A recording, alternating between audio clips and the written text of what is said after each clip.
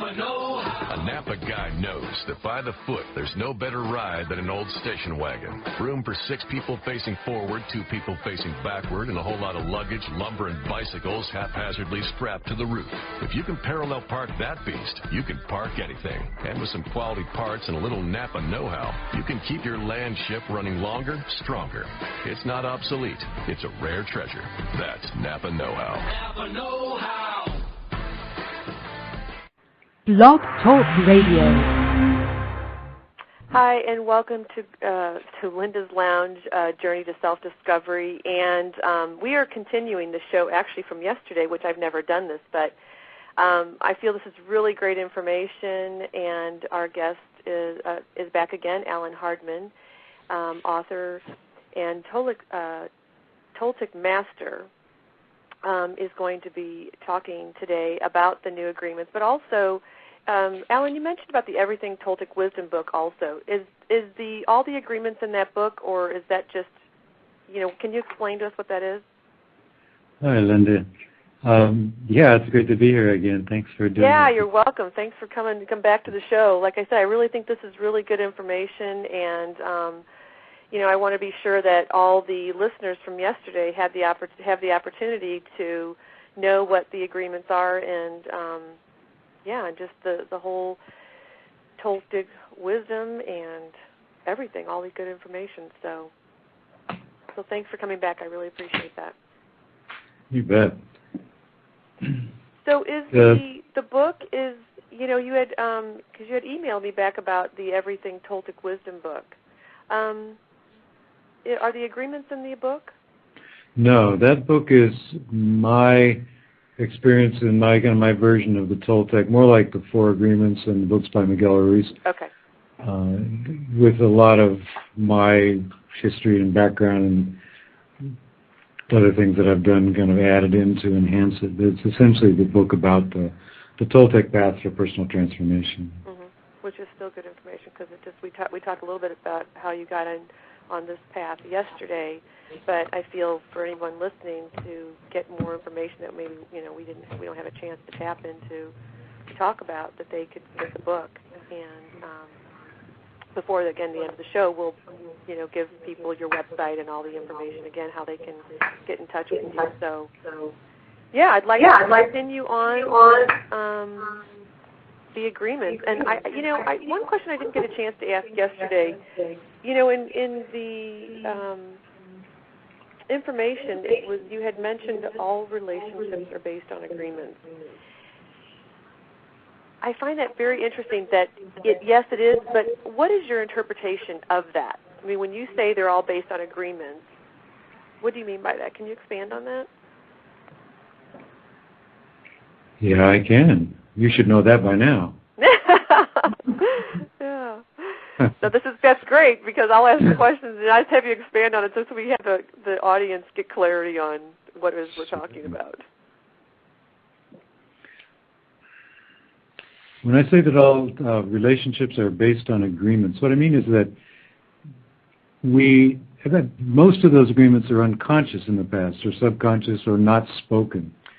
So that somebody comes into a relationship who has always spent Christmas, they grew up with the Christmas holidays and they loved it and they gave presents and they got presents from their mom and dad and big feasts and relatives, and that's how their Christmas always was. And then they get together in a relationship, and the other person in the relationship had traumatic Christmases, or dad was always drunk during Christmas and it was really awful and they hate Christmas.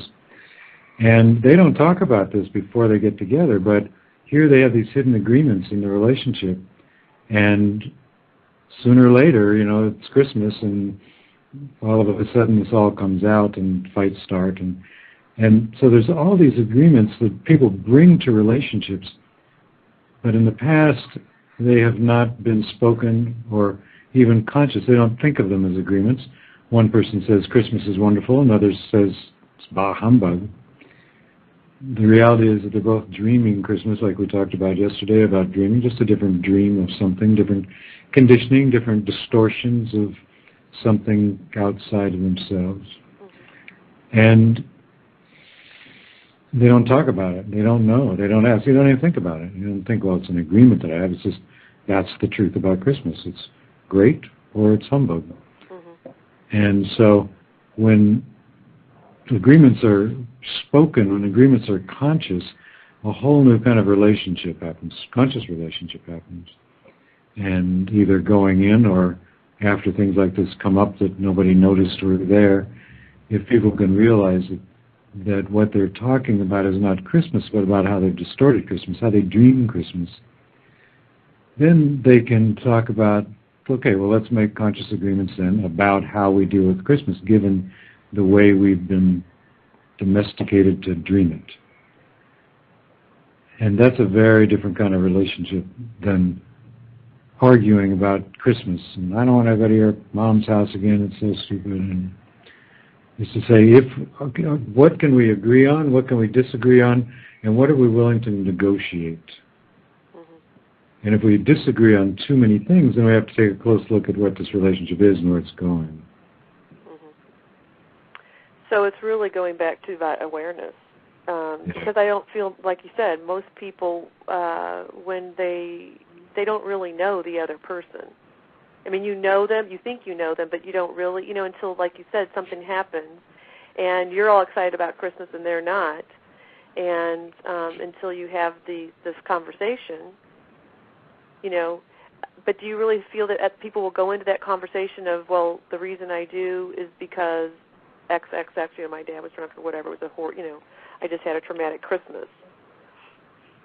It's quite possible, yeah. It's possible for people to stalk back and say, how am I taking this totally inanimate concept called Christmas? Christmas has no emotional content whatsoever. Mm-hmm. Nothing in the universe has any emotional content of its own. It's simply a concept. And we add, as humans, the only species in the entire universe that I know of that adds emotional content to the non-personal events of the universe. And we do it with Christmas, we do it with just about everything. Mm-hmm. So if somebody's conscious enough about that, aware, then they can go back and say, okay, where did I learn to dream Christmas in this way, and is it the truth? Mm-hmm. Is it real? And they may find that all their lives they've had a longing to celebrate and enjoy Christmas, but because of the experiences they had when they were little, they just never could, and then they created this adult humbug kind of attitude about it, really to protect themselves from the hurt. Mm-hmm. But they could create a whole new dream. That's the thing about dreaming that we never quite hit on when we talked about dreaming, is that once we understand that we're dreaming based on how we distort this impersonal reality universe we live in, we can choose to change the dream. And this is a great example where somebody has been conditioned and learned to dream Christmas as humbug or joyful family time. It's none of them are better, worse, good, right, wrong. It's just how we've learned to dream something. And so if somebody can look at that and say, wow, I dream it this way because my father was drunk and there was a lot of yelling and that we never had money and it just was never fun and everybody else seemed like they were having a good time and I didn't. I wonder what's true and what's true now. What do I want to do now? How do I want to dream this now? I'm going to start over. And then you say, oh, my partner's family has a lot of fun at Christmas, And I've never learned much about giving gifts because of my family background, but I can change that, or I can make an agreement that I'm not there to do gifts. It's not important to me, but I want to share the time with people, with family, with loved ones, and dream it entirely when you dream about it. Mm-hmm. And that's the power of what we call the mastery of transformation, which is the second mastery on the Toltec path. First awareness, then transformation. We can transform the dream according to what serves us best. Not choosing from good or bad or right or wrong, but once again back to what really makes me happy. Mm-hmm. Mm-hmm. And so these little agreements all come together as beliefs and agreements which make up the dream. They're descriptions of how we are dreaming life. So we want to have what we think about Christmas, what we think about politics, what we think about sex, what we think about money, what we think about the noisy roosters where I live. Start at 4 o'clock in the morning down here in Mexico, Right. You might even hear them in the background now. They just don't stop. Mm-hmm.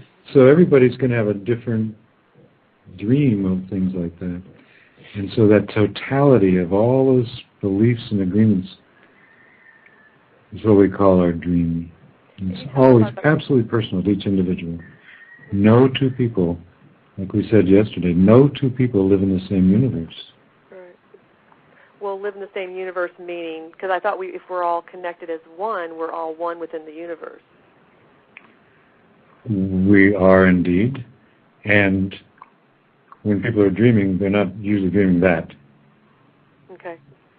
And even dreaming that we're all one in the universe, which is a dream, which is a nice dream, and a very proactive, self-affirming dream, which will make us happy probably, we're still, nobody else shares exactly that same dream with us. That universe that we're one with is our unique universe too. So can you we talked about what you mean by dreams, and for new listeners today, can you give the meaning of what you mean? Because we've been using that word a lot in yesterday's show and then also today. Can you kind of give a meaning of that, what you mean by dreams, so people have an understanding of what you talk when you're talking about dreams? Great, because this concept of dreaming and having a personal dream is the real foundation of the entire Toltec path, and to understand it, to me, is one of the greatest liberations that we can ever achieve. And it's been described in Buddhism, and a lot of different spiritual teachings describe this. But for me, when I heard it from the Toltec perspective, it just rocked me, and I just knew that I was right there with a very, very powerful teaching. So the basic idea is that we're not seeing what's out there. And we saw that in physics in high school. This diagram where there's a tree, and the light reflects off the tree, comes into the eye. It actually turns itself upside down with the lens of the eye, because of how it passes through the lens, just like in the camera. And it's projected onto the rods and cones in the back of the eye, which turn that light into a neurological impulse, neurological message that goes through the mind somewhere in the brain and creates an image of the tree in the brain. So we are never looking at the tree out there. We are always looking at the tree that the light has created after it changes it into this neurological impulse thing. That's the tree we're seeing. And then what we talk about is that the Toltecs say that there are channels of perception on our mind that light message from the tree passes through, and those channels of perception are filled with old stored light, old emotional memories, hurts, pains, excitement, all kinds of things that are stored there, judgments, everything Mother told us we should be to be good and bad if we don't.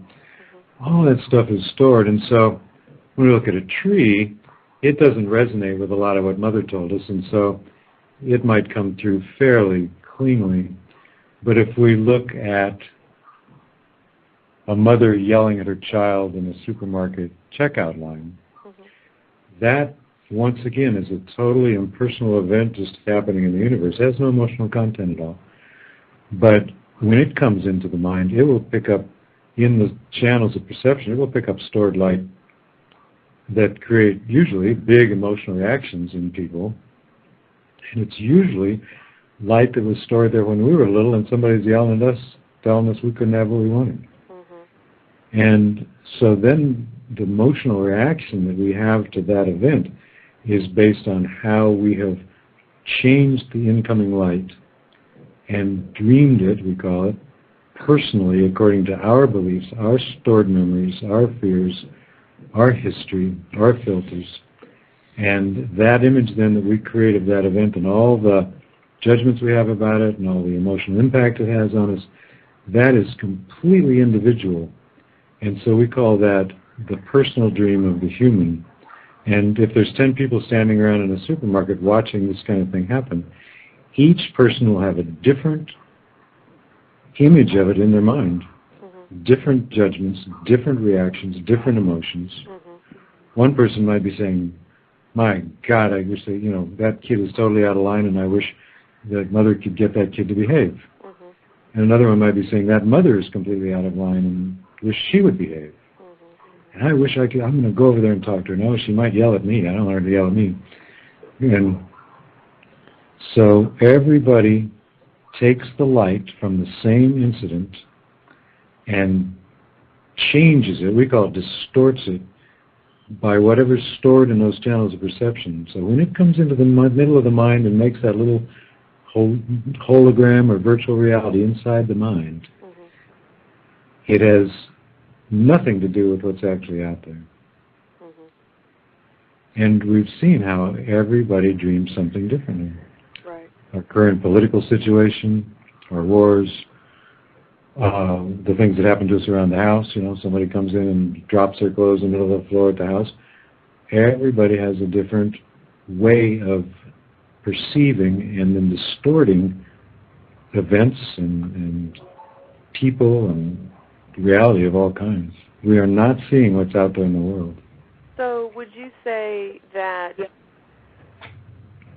in order to, or is this impossible, in order to not have any of the triggers, which we kind of talked about this yesterday, it's actually kind of cleaning up and what you call, I think you called it yesterday, the angel of death, getting rid of all the stuff, the emotional blocks or whatever's stored within that that's causing that perception, that judgment. Yes. Yeah, so in order to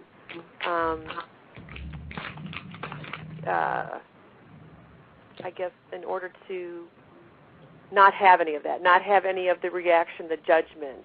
So I guess it would be considered really inner peace, yes? Yes. Okay. So in order to, let's just say that then that's what it is, in order to achieve inner peace, because there wouldn't be, with inner peace, there's no judgment, there's no reaction from the outside world, correct? There's no resistance to the truth of reality as it is in the world. Right. Okay. So in order to achieve inner peace, what would you suggest that one would do for that? Well, we talked about how the Toltec path is the path of no rules and lots of great tools. And that's a lot of what my Everything Toltec Wisdom book is about, is all the tools that the Toltecs have and use to clear those channels of perception. And so there are many of them. And the awareness that it's happening is one of the first ones. Right. Simply be aware that we're dreaming is a tremendous act of transformation right there in itself. Because then we start questioning ourselves. Miguel Ruiz, my beloved teacher, author of The Four Agreements, used to tell us, he said, don't believe me, and don't believe anybody else, and don't believe yourself. Because he said, I don't want you to believe what I'm telling you because I'm sharing my dream. But if there's parts of my dream that serve you or that you're interested in exploring in your own mind, then accept them, take them, do whatever you want to with them. But don't believe it because I said it. Right. And don't believe anybody else because of what they say. Because all they're doing is describing their personal dream. Their personal way that they've distorted the universe in their mind. And then, of course, he said, don't believe yourself. And that, to me, is the most powerful, because what he's inviting us to do is always question what we think we're seeing out there, because we learn to know that we're not seeing what's out there at all. We're distorting it. That's pretty powerful, yeah, because what I was going to say was, so with that, would you say that it's true, well, I think you just pretty much really said it, but I'm going to expand on it or just kind of reiterate that in a different way, that so if people, because we talked yesterday that a lot of people can take this journey for 25, 30 years, however many years, 15, 10, and go to workshops, go do these things, and yet come away with great information, maybe some shifts, but really their behavior never changes. So would you say it's true that it's basically the same thing, is that if someone is going into whatever to do a retreat or, whatever it is they're looking at, that they feel something, a connection to that? Do you know what I mean? Because I think one person, I guess for me, what's true for me is one person may not connect with that person as opposed to someone else may connect with that. Do you know what I mean? Yes. And it's because they're dreaming the person differently. So the participant would be dreaming the person who's giving the lecture or whatever differently. Correct. Okay. So I guess it kind of goes back to, because then what Miguel had said to you is, don't even believe yourself. Right. Do you know what I mean? Because if I'm saying, oh my God, this teacher is so great and it's such a great workshop, I'm not really talking about the teacher. I'm not talking about the workshop. I'm talking about how I dreamed it. And how I dreamed it is absolutely perfectly true for me. And we can be very passionate and very, very strong in our belief of our truth, knowing at the same time that it's only our truth and it has nothing to do with anybody else. And what people get stuck with is they will argue about it. The other person says, God, are you kidding? I thought he was kind of lame, and he never did this, he never talked about that. And then they'll argue about whether the teacher was a good teacher or not. Mm-hmm. Or they'll argue about whether the war was the right thing to do, or who's the best president, or whether children under the age of 4 should be allowed to go to the beach naked, or all these different things that people argue about, or you should be home on time and not late and all that. What we're arguing about is to make our distortion of reality the right one, right, and other people's distortion of reality wrong.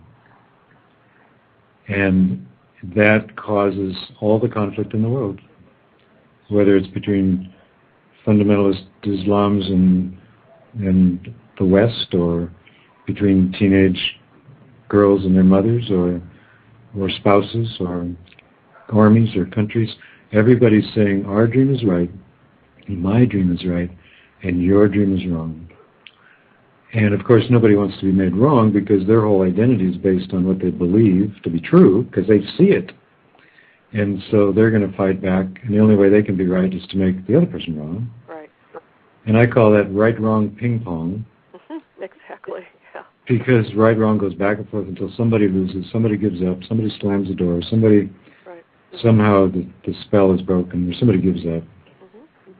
And nothing is really achieved, because everybody's believing themselves that they have the dream that's right about whatever the subject is. Right. So how do you get past all that? Because that's really, in the 5 agreements, that's really kind of what we're talking about. So how does one get through? Do you know what I mean? Because if you know that you see it this way, and maybe this is the answer, when you know that you see it this way, that you dream it that way, and the other person dreams it that way, then it's okay. Everybody's dream is right, because that's their distortion, and it's right for them. So if we can see that the way everybody dreams everything is right for them, and has nothing to do with us, and our dream is right for us, even if they're in complete conflict, there's no right dream about anything, because every dream is a distortion. Mm-hmm. So we could say that, and I do often say, that when we are describing our dream, we're lying, because we're not describing reality, we're describing a particular unique personal way that we've distorted reality, but we think we're talking about reality. Mm-hmm. And so we're lying.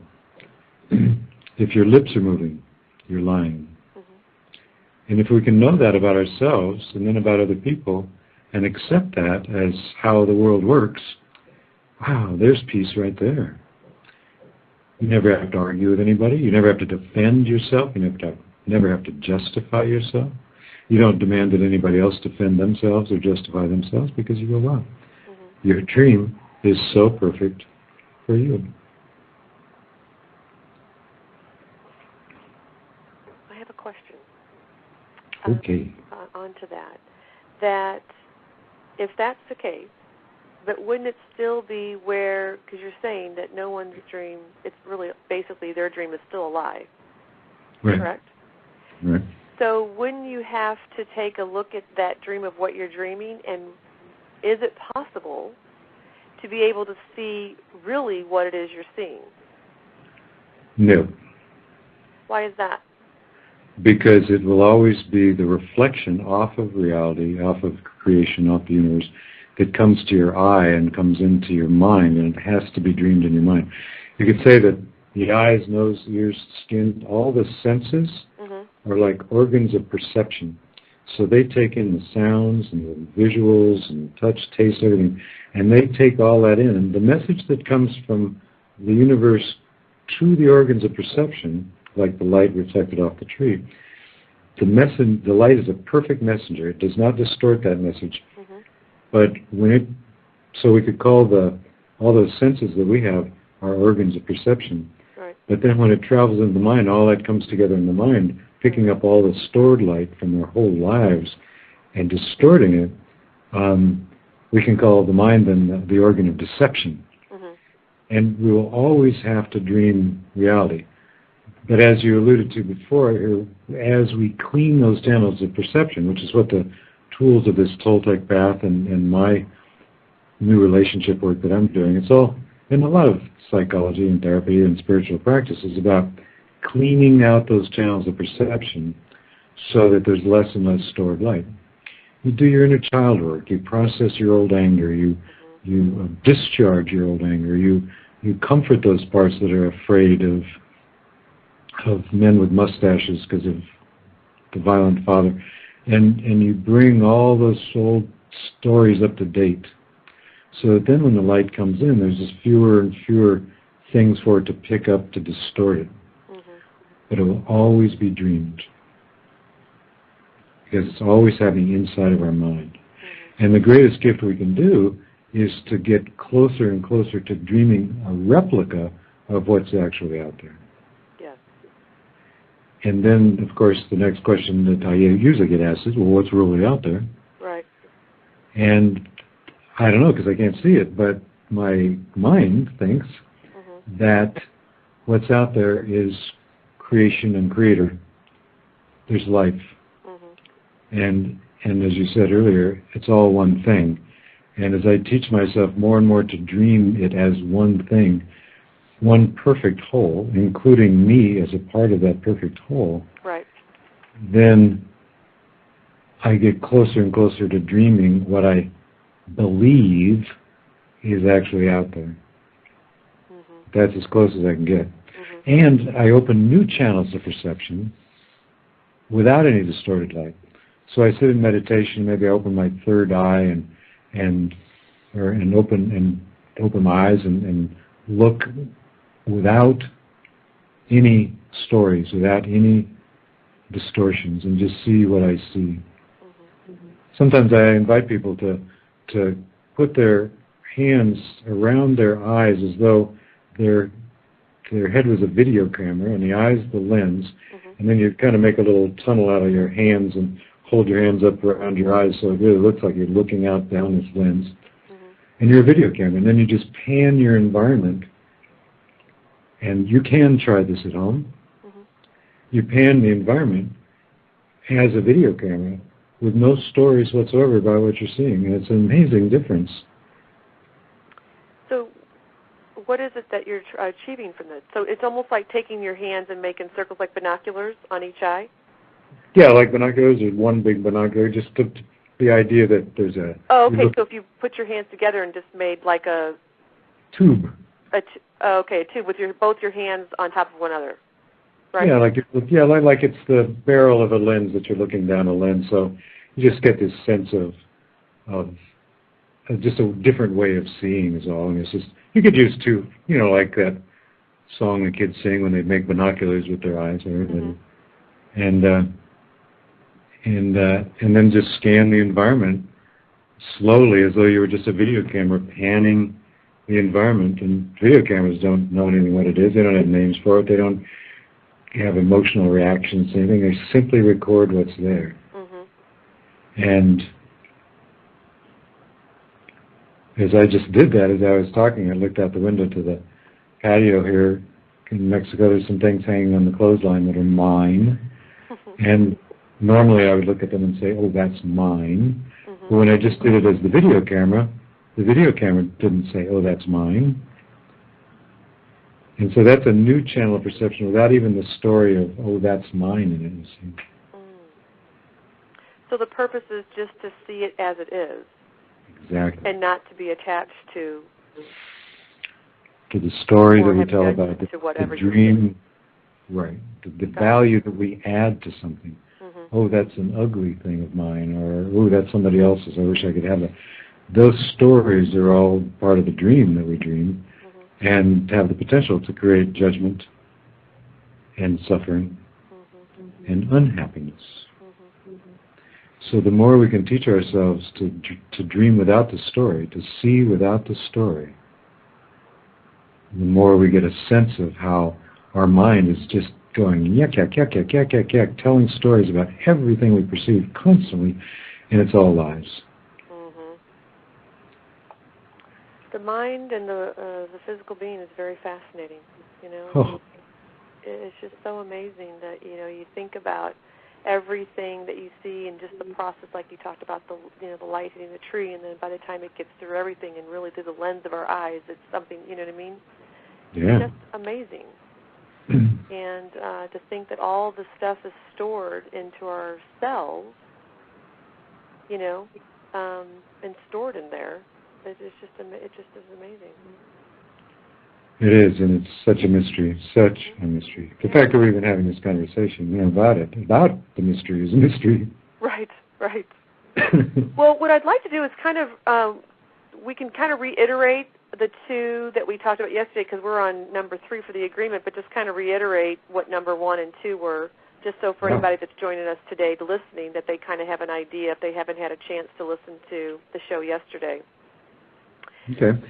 So what we're talking about here is my work that I'm calling the new relationship, and I told a story yesterday about how I was gifted these 5 things. One night in my sleep, wrote them down, woke up in the morning and started teaching them and getting a lot of people's feedback and learned a lot about myself and from myself as I taught, of course, and from other people. And I'm calling them the new relationship, changing 5 agreements to make love come true. And these are 5 things we talk about. All relationship is based on agreements. These 5 agreements to me are the big ones in all kinds of relationships, and especially romantic, but relationships of all kinds. And the first one is, in the old dream, in the old way of looking at relationship, we learned as kids that love was a commodity that lived outside of us, and we needed to be good and get it right in order for that commodity to be dispensed to us by our parents, and then our peers and our teachers and our religious leaders and Santa Claus and God. We needed to be good and get it right.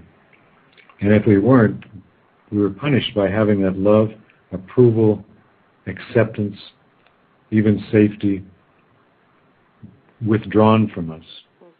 We were rejected. We were sent to our rooms. We were told that if we didn't behave in the store, we'd be put in the car and never allowed to come back in the store. All of those messages were messages of, if you don't do it right, you'll be cut off from the supply of love. And because we were domesticated that way as children, we go into our adult relationships the same way. And we continue to domesticate each other in that lie. If you don't, in a romantic relationship, the signals go out pretty early on that if you do that, I'm not going to love you. I'm not going to want to be with you. And because we think love is a commodity outside of ourselves that we have to bargain for, we stop doing what the person said because we don't want to lose their love, attention, affection. And that's the old agreement. And my new agreement says we are the source of love. We came into this world, into this life as beings of pure spirit. We have been that ever since. We are animated by that presence of life or spirit or God, whatever it's comfortable to call it. It's part of the mystery that's allowing us to have this conversation. It's the mystery that created our bodies in the first place. It's the mystery that's keeping our hearts beating and our liver balancing our blood sugar and our kidneys working with our blood to eliminate waste and our lungs and everything that's going on in our body. 70 trillion cells, more or less, all with a little fire inside of them, doing stuff, eating food and having waste products and being brought nutrients, and all that is happening because life is orchestrating it, not us with our minds. Mm-hmm. If we were in charge of that, we'd be dead in 30 seconds. Mm-hmm. So I'm saying that we are that divinity, that our being is really that divinity. And that divinity is love. That life force is the force of love, and it is our nature. So I'm saying in the new agreement, in the new relationship, that we do not have to bargain for that love, that we are that love. And it's sharing it that makes us happy, not grasping for it and capturing it and taking it hostage and making agreements about what you have to do so I will love you. So what does it look like to share it? Because, do you find that people, in a relationship, since we all come in with different dreams, right. And if we're not, because I think that's true, it doesn't matter if it's your partner or if it's your work relationship, mostly with your partner, because, you can, well, I don't know if you could leave a job, and you could leave your partner also, but, I think it's a little different. But do you find, when you say that we don't have to bargain for the other person, because I feel that happens all the time. People stay in jobs because it's like, well, they're going to offer me more money, and I really hate this job, but I'm going to do it. It could be the relationship. I don't feel worthy enough to get somebody, to have another partner, so I'm going to stay in this relationship, and you kind of sacrifice, Yep. So in that, so you're saying that we don't have to bargain for that. That's what I'm saying. Yeah, so what does that look like for people that are listening, no matter if it's your own personal relationship with your children, doesn't matter, your partner, out, so what does that look like when you say that? Is it just meaning that we accept the other person's dream? Yes. Well, first of all, we accept our dream and the perfection of our dream, knowing that we are life, we are love. From there, we can be in acceptance of who we are. And from that acceptance of ourselves, we can be in acceptance of our partner and all of creation, really. And that's one of the synonyms that I use for love is acceptance. And I think most of us, if somebody really accepts us, says, I acknowledge the perfection of you and I accept you exactly the way you are. that we feel pretty loved out when somebody does that. Mm-hmm. When they're not judging us, they're not criticizing us, not telling us what we have to do to be better so that they'll love us, but they simply accept us the way we are. We either feel loved or very suspicious. Right. What's this person up to? I don't believe him. I know I'm not worthy of love, so how could they possibly accept me completely? So, but that kind of love is the love I'm talking about. It's acceptance. And our nature, we came into this life as acceptance, as love. We had no judgments about anything. We had no resistance to life itself, to our bodies, to anything. Mm-hmm. And we learned it all. Mm-hmm. And so we can go back. And so how it looks is being open, our hearts open all the time to creation, present in creation, hearts open. Now, since our heart is open to ourselves, in that openness, we don't tolerate abuse. Meaning it could be anything, physical, verbal, or whatever. Could be anything. Yeah. And everybody has to draw the line somewhere for themselves about that. Most people, people will say in a relationship, a romantic relationship, people will accept abuse to the degree that they abuse themselves. Yeah. Mm-hmm. So if you are loving and accepting yourself the way you are not abusing yourself at all. You're not judging yourself. You're not rejecting yourself.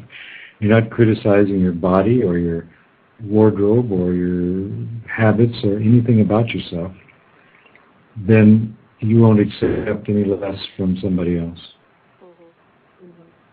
And you may find places that you'll bargain, in between, or you'll make new agreements, or you'll challenge old agreements. But how it looks to be in that kind of love with yourself, knowing that that's your nature, means that you will leave relationships where people don't treat you as well as you treat yourself. And that can only be good for both people. Right. So what you're saying, in essence, is to accept yourself, your own dream, and to know that you're loved, but also to accept the other person for who they are. Yes. And then you had mentioned also, but they could either feel loved or they could either feel suspicious. Right. So if you're genuine, I would imagine they're going to feel the love from that. Yeah. Sooner or later. Unless they're dreaming and distorting so deeply that they can't recognize what you are feeling and what you're doing, and it's possible for somebody to distort it so much that they never can understand what's going on. And so, what do you mean by that? Can you give an analogy of that? What you mean by that? If they distort, if they're distorting what you're saying? Yeah, there's an extreme example of, say, a woman who, and this comes up because I've worked with a lot of women in alcohol recovery, drug recovery. And there are people who are very hard on themselves. They judge themselves a lot. They had terrible childhoods.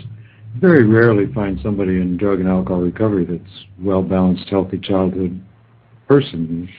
So these are people that are very hard on themselves, and they choose relationships that match on the outside how they're treating themselves on the inside.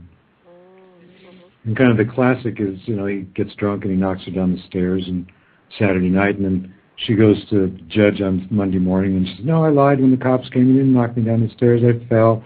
We love each other. Please, I'm not going to press charges. Let him out." And the judge says, "This happens every Saturday night." "No, I always fall down the stairs on Saturday night." So she recognizes the abuse from the outside. But then she meets somebody. They put the guy in jail, and she meets somebody that says, "God, you're beautiful. You're talented and you're beautiful and you seem really sincere, and I just really like who you are." That does not match anything that's going on in her inner world. Right. And so she would be very suspicious of that. And so she starts dating, and she dates that person, and then she tells her friends, he was very nice, but there was just no chemistry. There was no juice.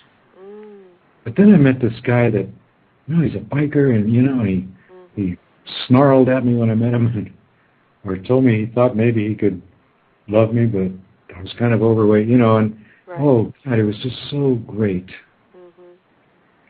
That's a match. Because now she's back to her level of abuse, replicated on the outside. So we will actually really only accept any kind of love to the degree that we have that experience already inside of ourselves. Very well put. Yeah, thanks for explaining that. I think that was a really good analogy to give people a clarity of what you mean by that. Yeah. And when we helped women reclaim the love for themselves, they had no interest in going back to their old lives at all. Not to their old boyfriend, not to their old friends, because they dreamed them in a new way, and they didn't match, they didn't resonate with how they were dreaming themselves anymore. When they saw how they were dreaming, when they saw how they were dreaming themselves, or how they were treating themselves? When they started dreaming themselves in a new way, with more love, with more acceptance, with more compassion, and then they thought about going back to their old friends, their old boyfriend, their old habits, they said, "No way. I don't deserve that kind of abuse anymore." Yeah, that's pretty powerful. And people want to know, well, how am I dreaming? What are my agreements? What are my beliefs? I say, look at your life. Right. Look at your life. Because you're creating it all through those beliefs and through those agreements, through your dreaming.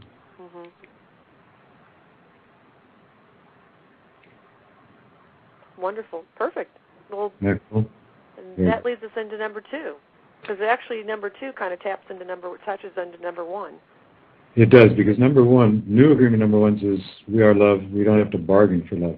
Number 2, the old dream, is about bargaining for love, and the way we bargained a lot is by taking care of other people's emotional reactions to us and making sure that we manipulated our reality so that their reaction to us would be something that we wanted and that served us.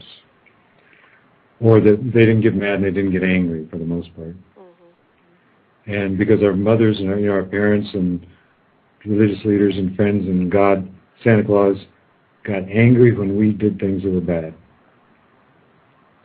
And then our parents often said, how could you hurt my feeling? How could you hurt me like this? You're embarrassing the family. You've got to change your behavior. Your behavior is directly responsible for how I am feeling. And that's a dream that pretty much everybody lives in. Mm-hmm. And we talked about yesterday about he comes home late for dinner. She's fixed dinner. It's cold. And she's upset, and she blames him for her upsetness. And we looked at how that's not really how it works. That in between the event, he's coming home late, and the emotional reaction, her upsetness, there has to be one other element, and that element is the story that she tells herself about him coming home late. Mm-hmm. How she dreams it. Mm-hmm. Because if she dreams that it means that he doesn't respect her and she's not important, or maybe he's having an affair at the office, and that's how she's dreaming it, she will be very, very upset.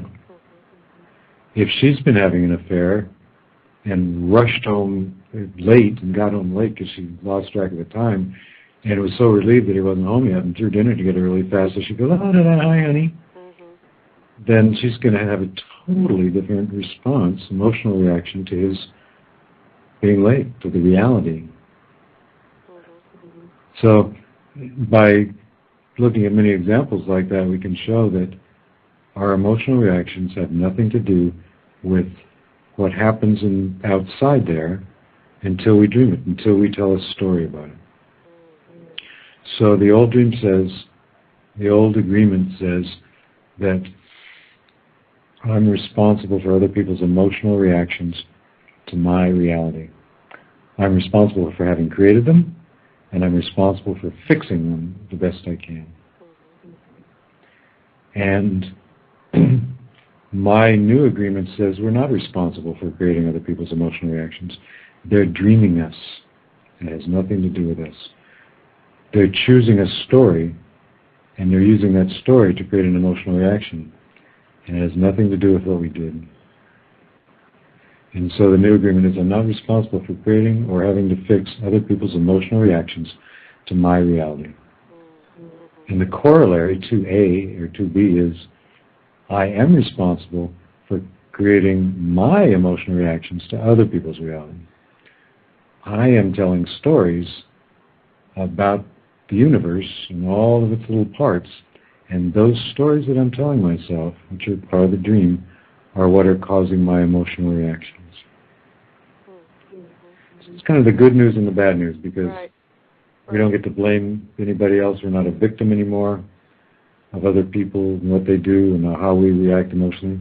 Mm-hmm. And the good news is that we get to take charge of our lives by stalking and examining the stories that we tell ourselves, mm-hmm. and choosing stories that create emotional reactions that we prefer.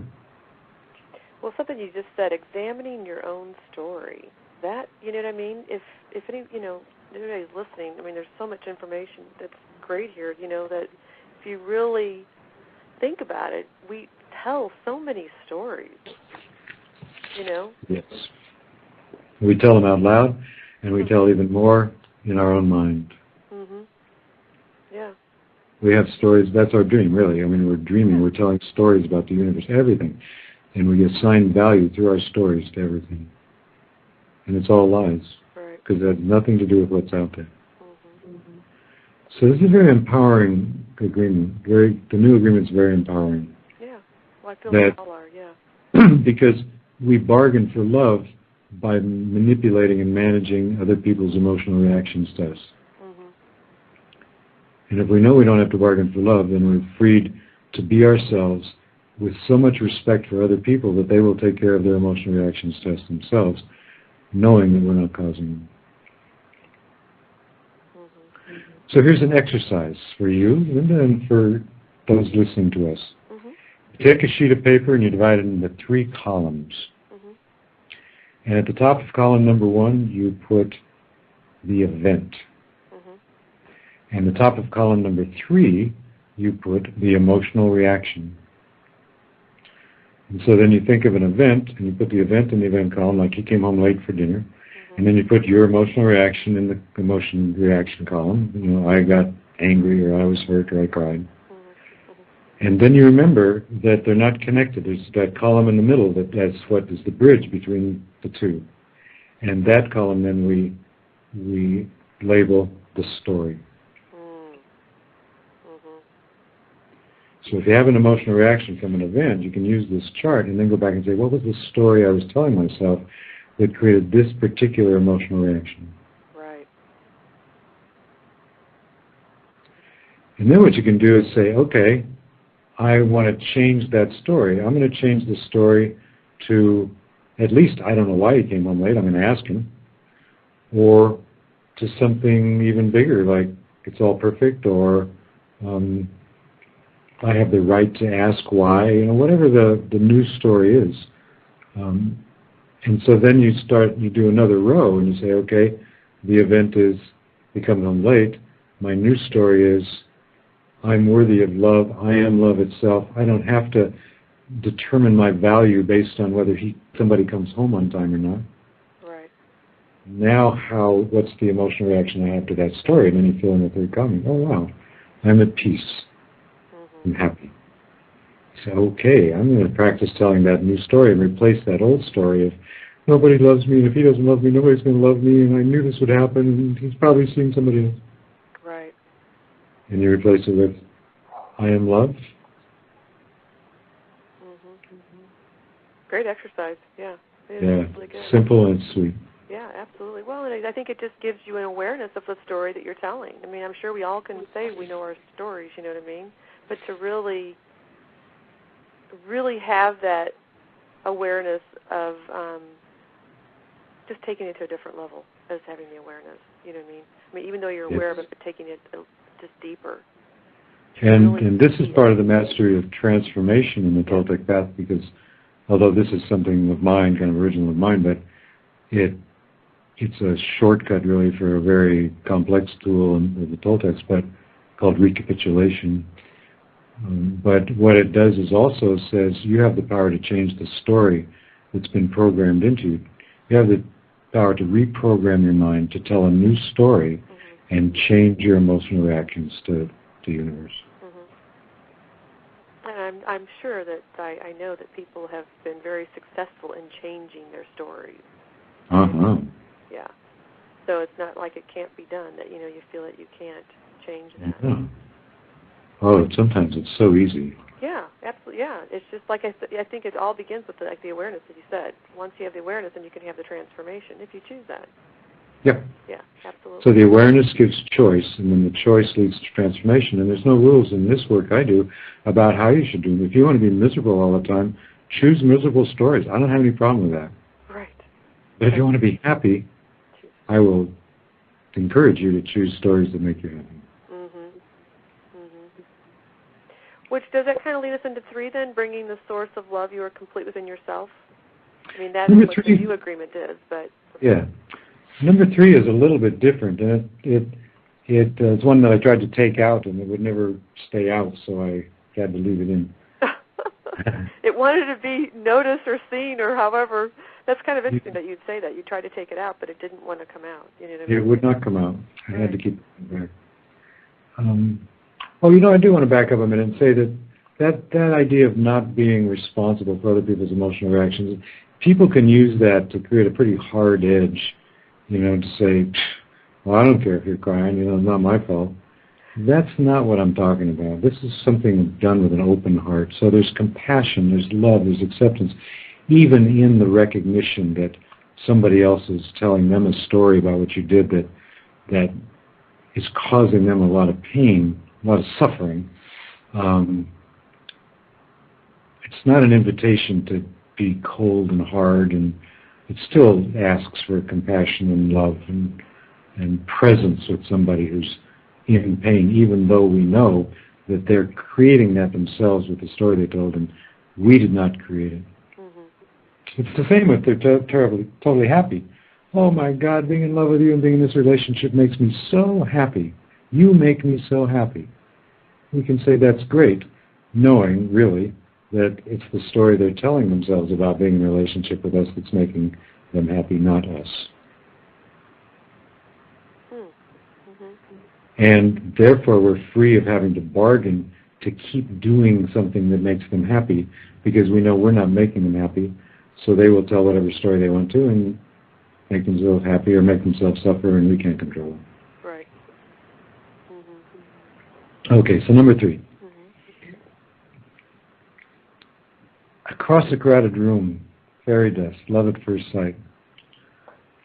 In the old way of seeing romantic relationship and the energy that's created, a lot of us have been kind of suckered into believing that first hit and that first 3 months of a relationship is the ideal. It's just so free, it's so exciting, it's so perfect. The other person is so perfect. And boy, we tell our friends, oh my God, I can't believe this person I met, they just everything, we match. And then you hear the story a few months later and it's a whole different story. And the reason that happens is because when we were domesticated and when we were told that parts of us were good, some of our behaviors were good, some are bad, some were acceptable, some weren't, we were forced to disown a lot of the parts of ourselves and then put out in front. In order to bargain for love, we had to present the parts that other people were saying were good. So if a child grew up in a particular family where everybody was rowdy and loud and boisterous, and they were kind of quiet, and they sat, they were kind of on the outside, somebody might say, come on, what's the matter with you? Quit moping around, get in here, let's interact, come on. And shame them for being introverted and quiet. And so they have to disown that introverted, quiet part of themselves and be boisterous in order to fit, in order to be accepted, in order to get their share of the commodity of love and acceptance and belonging and approval. But another person might be in a totally opposite situation where they love to run and yell and be boisterous and jump up and down and bounce off the couch, and they're told to be quiet and go to your room and play or read a book, or you're giving me headaches. It's no wonder I drink with all this noise. And so that person then has to disown their boisterous part. And the soul is constantly longing for reunion. And in the process of domesticating us, we were pretty much forced to deny good whole chunks of our personality and who we were, in order to be who they demanded that we be. And we talked a lot about that yesterday. So those parts have gone into what in psychology what Jung called the shadow. And they live in our shadow, and then we go around pretending to be who we think we're supposed to be, and pretending that those shadow parts don't have anything to do with us. Yeah. Like the scruffy little dog that follows, so I don't know where it came from. Yeah. But the soul is longing for reunion with those disowned parts. And then we're out there looking for love, and love in the romantic world of adults very often replicates the love from our first experience, which was our childhoods. So this soul is looking for reunion and wholeness. So if we are the one who was forced to be quiet and not be boisterous, our soul is longing for access to that out there part of us. And so we go to a party and we meet somebody that's very talkative and people are gathered around listening, and we are drawn to that person because that person represents our disowned, boisterous self, our extrovert. So it would be the opposite than what you're saying. If you were forced to be quiet, then your soul, what you're saying is your soul is yearning to be the not the boisterous one, but the outgoing one. Yeah. If you were forced to disown your boisterous, outgoing part, you will be attracted to it in the world because you want to have that as your life, as part of your life. Okay, so it's not the opposite; it would be the same. So, if you were forced to disown the having fun, crazy, whatever, right, being loud, then when you're out in the world, you are attracted to that. Exactly. It wouldn't be the opposite. Oh, okay. So if somebody was forced to be quiet, that, well, not being quiet, but to be loud. Okay, I get it. Mm-hmm. They say the opposites attract, and what they're talking about is the personalities that we've been allowed to put out in the world. Mm-hmm. One person is forced to be quiet. The other person has disowned their quiet in order to be outgoing. Those are the opposite personalities that are out there. And behind those two personalities is their opposite. So opposites attract in two ways. The opposite personalities are attracted to each other, but it's because of the disowned part in the shadow of each person. The boisterous, outgoing person really longs for a chance to be quiet and go inside, but that's been disowned. Right. So then he looks across the room and sees this woman who's kind of sitting by herself, and he's got all these people telling jokes and yuck, yuck, yuck, and for some reason he never even asks about. He breaks away from the group and walks over and sits down next to the quiet person and says, "Hi, you come here often? Mm-hmm. Can I get you a drink?" And then she said, "Oh God, he is so great. He's so outgoing and so confident and so sure of himself. I just love that about him." Mm-hmm. Because she's actually projecting her disowned, outgoing self that she's had to deny. She's projecting it out of her shadow onto him. And he's projecting his quiet, introverted self out of his shadow onto her. So they are falling in love with themselves, projected onto the other person. And the soul says, "Oh my God, wholeness." Right. And because it's the self projected onto the other person, there are no ego boundaries, there are no barriers to this absolute love, because we are seeing ourselves whole by projecting parts of ourselves onto another person. Mm-hmm. And the more disowned parts that match on both sides, the more amazing, the more fantastic, the more unbelievable this attraction will be. Sleepless in Seattle, across a crowded room, love at first sight, fairy dust. It's like the little Cupid fairy has fairy dust and sprinkles it on couples like this, and we fall into each other's arms with such knowing of the perfection of this relationship for about 3 months. Right, because that's what the soul is longing for.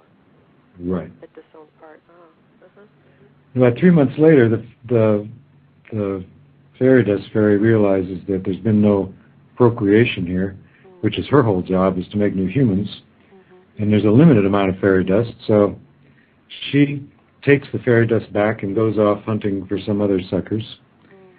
And this couple wakes up one morning and he looks at this person and goes, "God, she never speaks out loud. We go to parties, she's always hanging out in the background. I can't believe it." And he starts judging her. Because the reason he had to keep his quiet part in his shadow, was because other people judged it, and then he learned to judge it. So the very thing that he's yearning, longing for reunion with, he judges.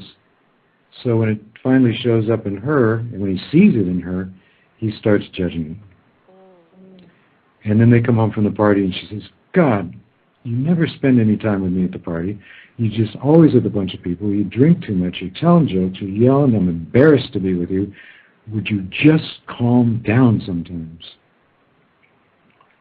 And they start fighting. Or,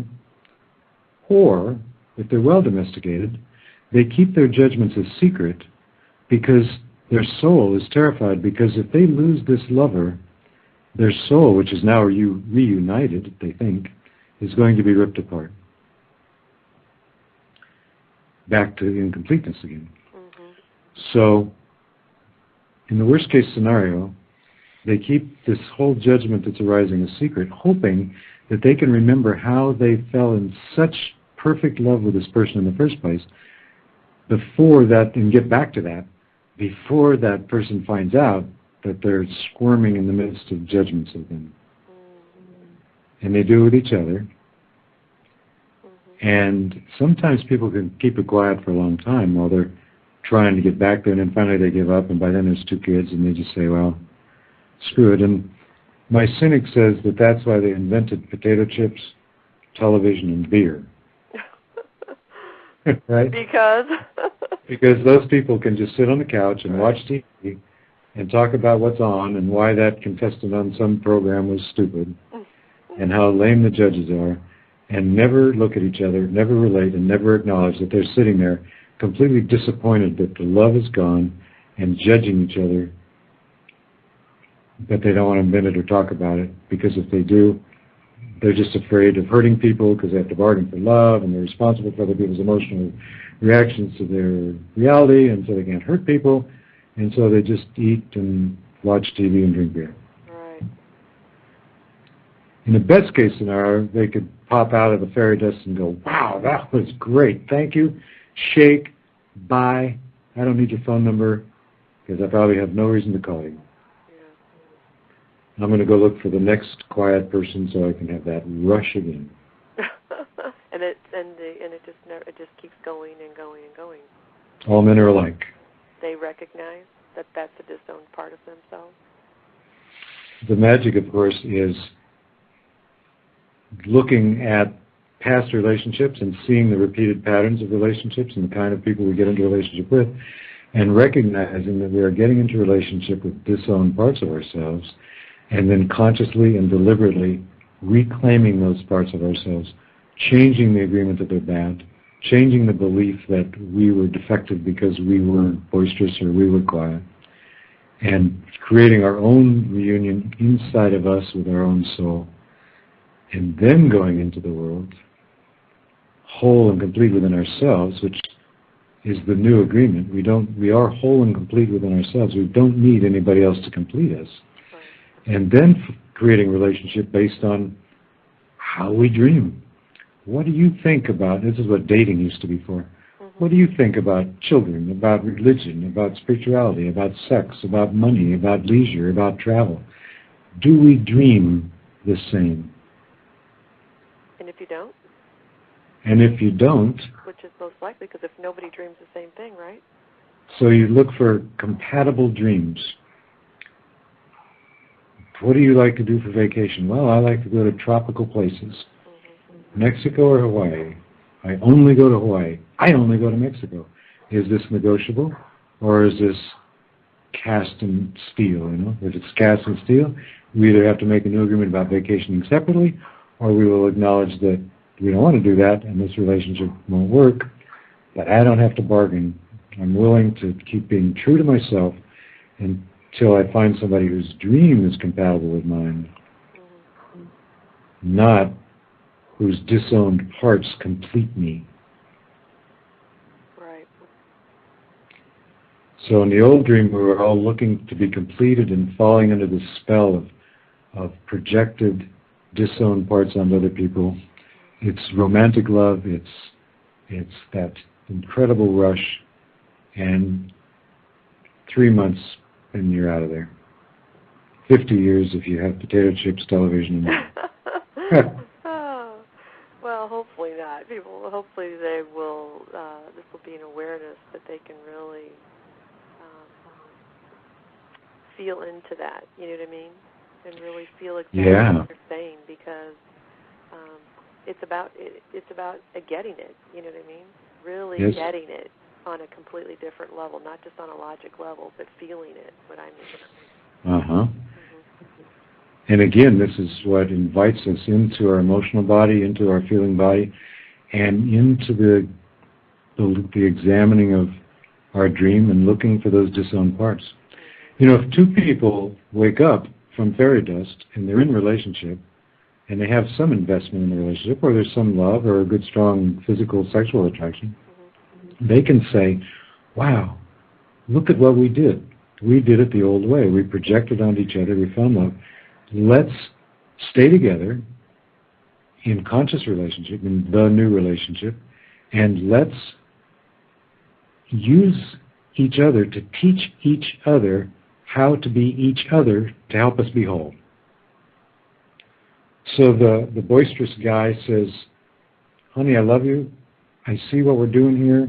Instead of fighting about who's too loud or who's too quiet, would you teach me how to go to a party and be quiet and watch and listen and not have to be the guy who's telling jokes and entertaining everybody all the time? And then she says, yeah, and then I want you to teach me how to go tell jokes at the party. Mm-hmm. Because I want to reclaim that outgoing part of myself that I was forced to disown because other people judged it. And I want you to help me embrace it and accept it and love it. Mm-hmm. Not by rejecting me for being quiet, right, but for loving me into the freedom to be outgoing and boisterous. Mm-hmm. And so he teaches her 3 jokes, and she goes to the party, and she tries to tell him. She falls flat on her face. And he keeps loving her, and you say, okay, well, back to the laboratory, you know? Right. And they play. It becomes a game, and they play about how can I reclaim my disowned selves right here in the relationship, in conscious relationship with you. Mm-hmm. And let's do it for fun, and we know that any time we can be out of here, but what better place to do this? Because we've got an investment, we've got a connection, we're hot for each other. Right. Let's do this work together. Yeah, absolutely. Yeah. Cool, huh? Very. Yeah, I mean, like you said, if you got the attraction and everything, why not make it work? And, I think too many people just decide to walk out and, and give it all up when there's still that, you know what I mean? There's still something there. So, definitely. Which number 4. 4, yes. We're over the hump now. And number 4 is where the rubber hits the road. Where the what? Where the rubber hits the road. In the old dream, we learned that since we were responsible for other people's emotional reactions and to us, and we couldn't cause bad emotional reactions or we'd be rejected, and we were bargaining for the commodity of love, we never considered telling the truth about how we felt in a relationship, because the truth would mess everything up. If we were judging our partner, we couldn't let them know we were judging them. Do I look fat in this dress? Oh, you look great, baby. We knew the lies we had to tell in order to take care of the emotional life of our partner, and in doing so, we were bargaining for the attention and the affection and love from our partner by denying our truth. And so in Allan's new agreements for the new relationship, and I would like to mention that these are online on my website at joydancer.com. There's a page with these on, and I'm working on the book, and we're actually putting together a new website called The New Relationship, which won't be up for a while, but to be completely devoted to this work. But my new agreement says that the truth is more important than the outcome of the relationship. And what I'm speaking of when I say the truth, I'm talking about at its highest and finest mastery is our simple speaking of our emotional feeling reality in the moment. Now that's kind of the end extreme. There's stages along the way. But that's the truth that I'm ultimately talking about. I feel in this moment, when you didn't come home on time for dinner, I noticed that I felt, and then one word and a period, hurt. I felt hurt. Knowing that I told a story about you coming home late, and you did not create this in me, and it has nothing to do with it, you don't have to fix it. All I want you to do is share with me my experience here. You don't have to shuck and jive and tell me sorry and the traffic and the dogs. All I'm asking you to do is witness my emotional truth in this moment. That's what I mean ultimately by the truth is more important than the outcome. Mm-hmm. And of course we've learned to be afraid of that because we're afraid we will be rejected for that truth. Right. And when we're rejected, we will lose the love that we've worked so hard to bargain for. Mm-hmm. Mm-hmm. So this is really where the warrior, the master, steps in and says, I am willing to show up as me, who I am, even with my judgments, even with my fears, even with my messy emotions, and not protect my commodity by denying them or lying about them or dismissing them or diminishing them. I will show up as me and trust the outcome of the relationship will be for the highest good. Very challenging.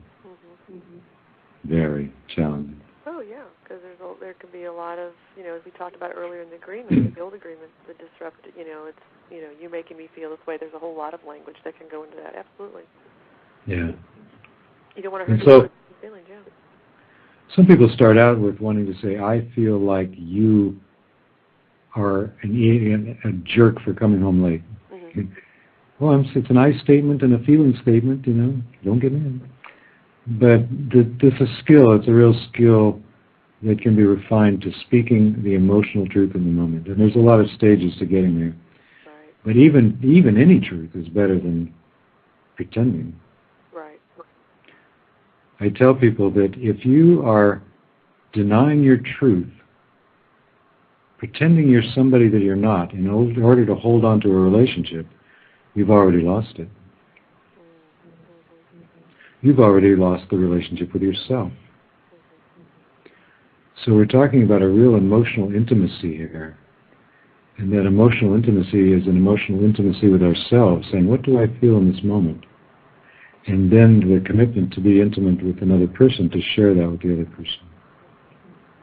And most people are not yet emotionally intimate with themselves. So it's a whole piece of work, to become intimate with our own emotions, with our own feelings, to be aware of them, to be conscious of them, and then at the same time be willing to risk sharing them with somebody else and trusting the outcome of the relationship, whatever the relationship is. Right. Well, that's the old saying goes, the truth will set you free. You know what I mean? It really boils down to that, when you do speak your truth. It's just, like you said, there's at least if you're speaking it, you're not great at it, but it's practice.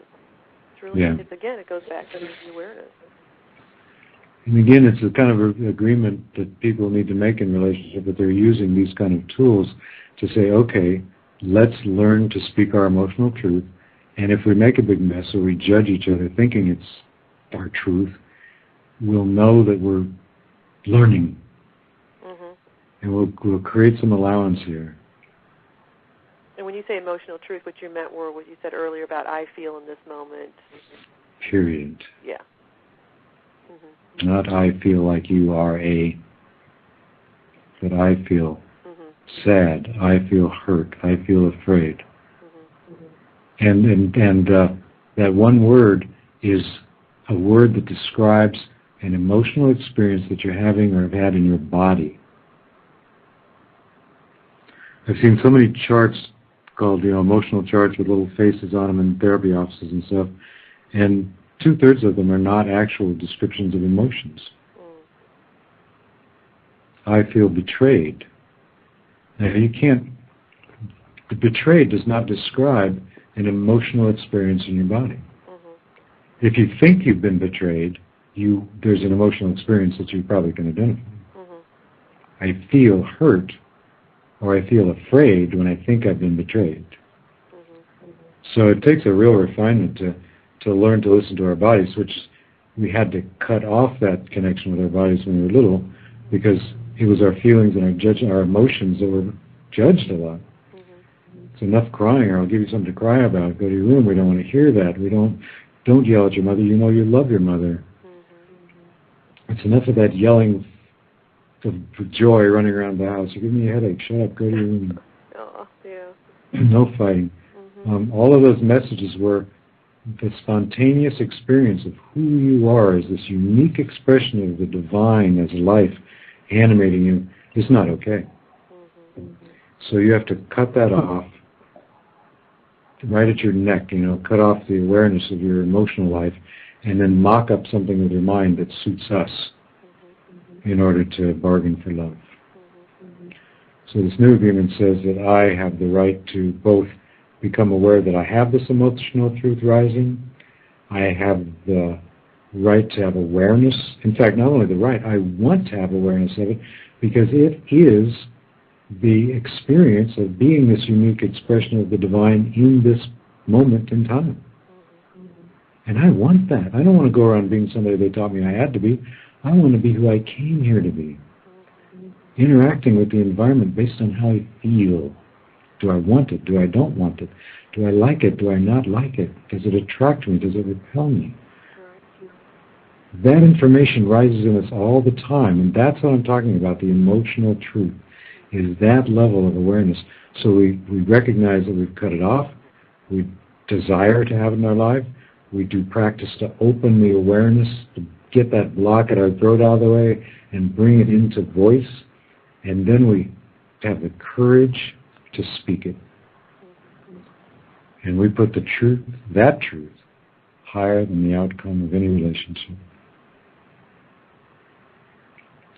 And my guarantee, and you can quote me on this, my guarantee is that when we are following that emotional truth or that feeling truth, sometimes very subtle, that is unique to us, when we're listening and sharing and acting on it, we will create a life that resonates with a life out there that matches the truth of who we are in here.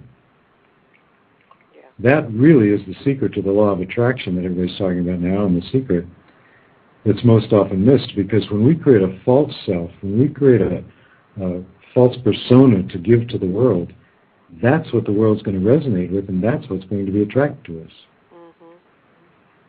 So it's not until we really honor that emotional feeling, knowing truth inside of us that's unique to us, and use that to guide ourselves in the world.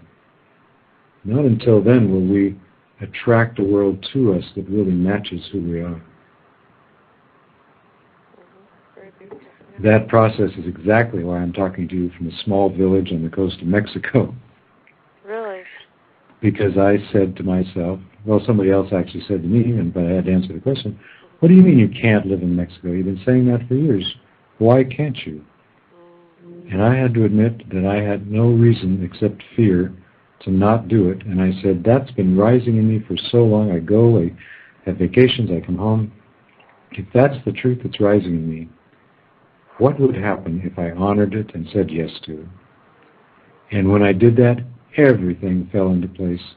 I was offered the best rental house in this little village at a really good price with an internet connection, a telephone, and it continues. I just got somebody offered to sell me their house yesterday. Oh, wow. So do I say, oh, no, right. I could never live in Mexico full time, I can only visit? Or do I say, yes, that feels, I check with my belly and I say, how does that idea resonate and feel in my belly? Right. And boy, there was very little resistance to it, I can tell you. And you acted on it. So I'm acting on that one too. So my guarantee is that if we listen and honor that and act on that information that rises spontaneously in us, we will have a life that matches who we are as unique expressions of the divine life force that created us here in this time. And it may not look good to other people. People may question us, try to domesticate us, get us, but to heck with them. Absolutely, because it's not their life or their journey anyway, really. Exactly. Again, that just goes back to the judgment of, you know what I mean? It's just different for everybody. Because if you're honoring your own, what's within your own self. Like if I tell my 91-year-old mother that I want to buy a house, I'm going to buy a house in Mexico, you can believe that she will not dream it the same way I dream it. Right. Right? Allan, you're crazy. You're crazy. Mexico, it's not even on my map. Look, here's my map. It's not even on here. Well, and you know what? I again, and this, you know, we got about 5 minutes left in the show, by the way. But, you know, that just goes into really is, you know, say if you were younger, especially and this is what comes up for me because I have younger children, and say they come up with some crazy idea. What I see and feel and hear is that how wonderful it is within, you know, of course they're 18 or 20, you know, but to step out on their own, you know, and not to, again, to dream what my dream is, you know. Yeah. I wouldn't be doing that, so why should we do that? But giving Right. them the freedom to be able out and do what it is they want to do. And it maybe, you know, if you would have moved there and it didn't work out, well, at least you got the opportunity to try it. One of the best pieces of wisdom that Miguel Ruiz ever gave me was, Alan, try it, and if you don't like it, change it. Right. Absolutely, yeah. Yeah, so... Well, 5. Besides, okay, number 5. 3 minutes. Number 5, that's easy. In the old dream, we look for happiness outside of ourselves. The new car, the perfect relationship, the well-behaved children, the nice jewelry, the vacations to beautiful beaches in Mexico. We look for things outside of ourselves to make us happy. Big complaint.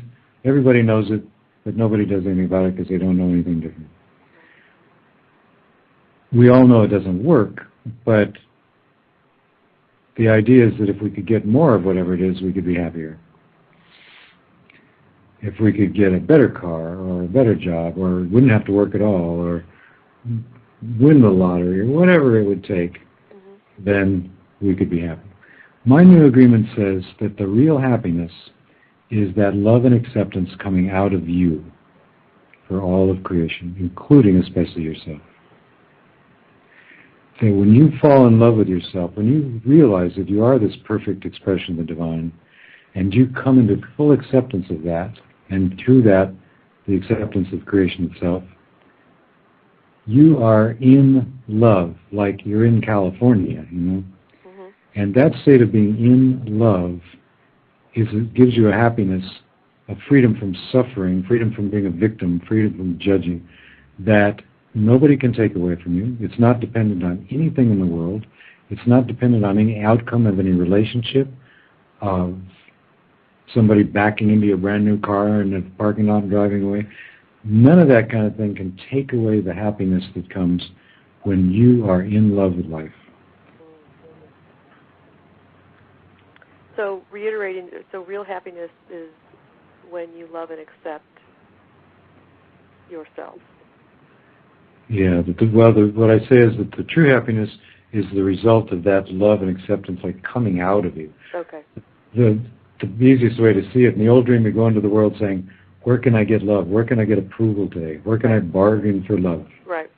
And with this new dream, this new agreement says, where can I go into the world and share my love, share my acceptance with creation today?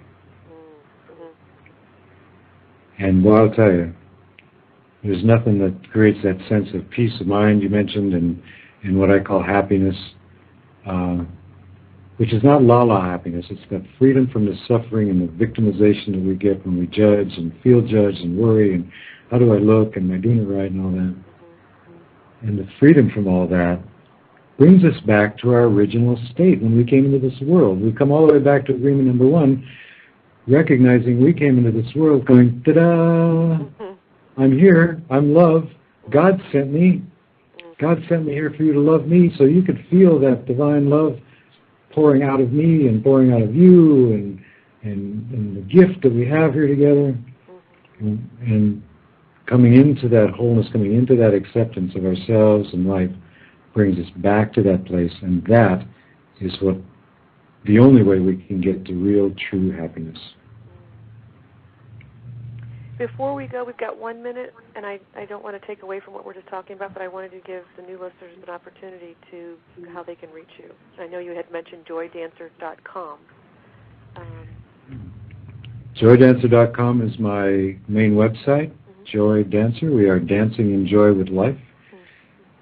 On Joy Dancer, there's a link to my kind of auxiliary website, which is a spiritual social networking community called TACO. TACO stands for Toltec Apprentice Community Online, and it's an online community with a lot of teaching text and audios all about this work. It's the work of the masters of the Toltec path and the transformation. It's very extensive, very, very extensive. And we're recreating it with all new software right now, and it's just so great.